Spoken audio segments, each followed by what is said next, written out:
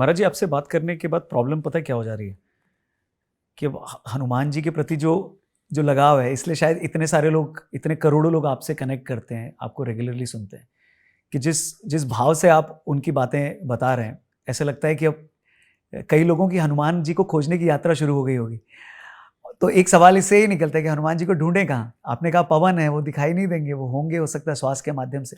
कबीर ने कहा है, हम्म,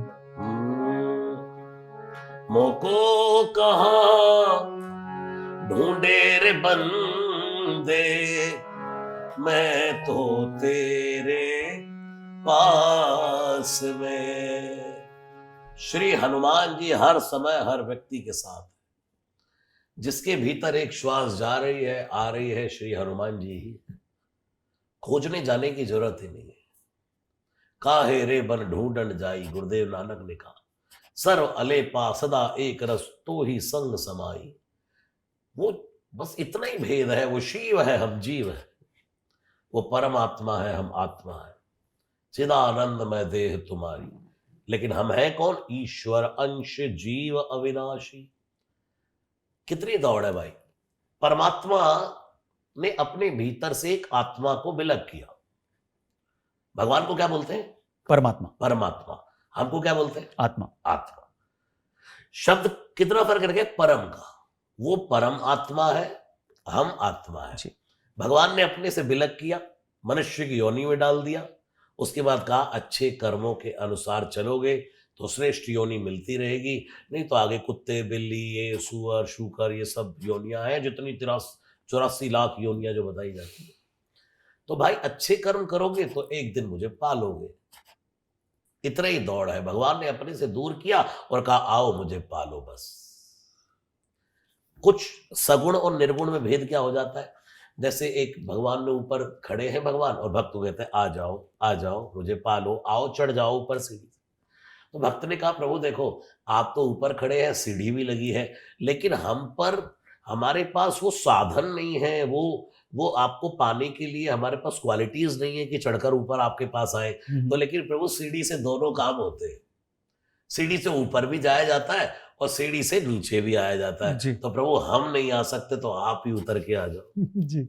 इसलिए वो राम कृष्ण नरसिंह ये 24 अवतार के रूप में उतर के आ जाते हैं धरती पर अपने भक्त के लिए।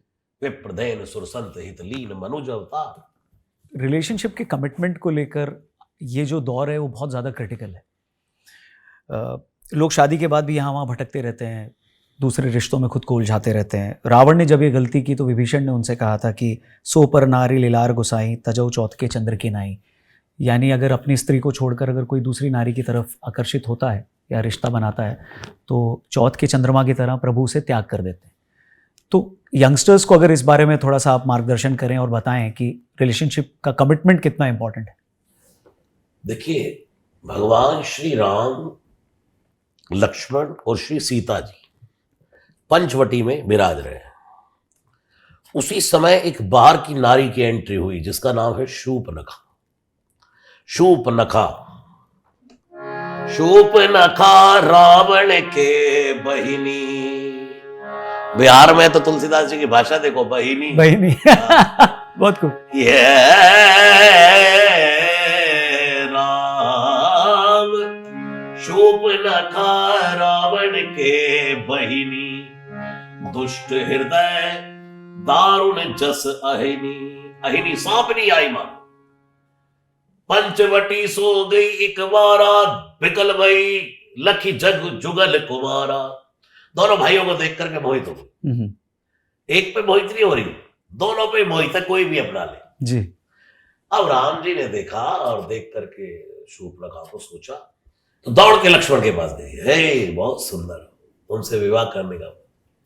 लक्ष्मण जी ने कहा मेरे से विवाह करोगी तो नौकरानी बनना पड़ेगा, सेवक बनना पड़ेगा, सेविका बनना पड़ेगा। क्यों? क्योंकि मैं तो राम की सेवा में आया हूं बड़े भैया। वहां जाओ। वहां गई तो बार बार शूर्पणखा भगवान श्री राम से बात कर रही है। अब भगवान राम देख सीता जी की ओर रहे हैं और बात कर रहे शूर्पणखा से।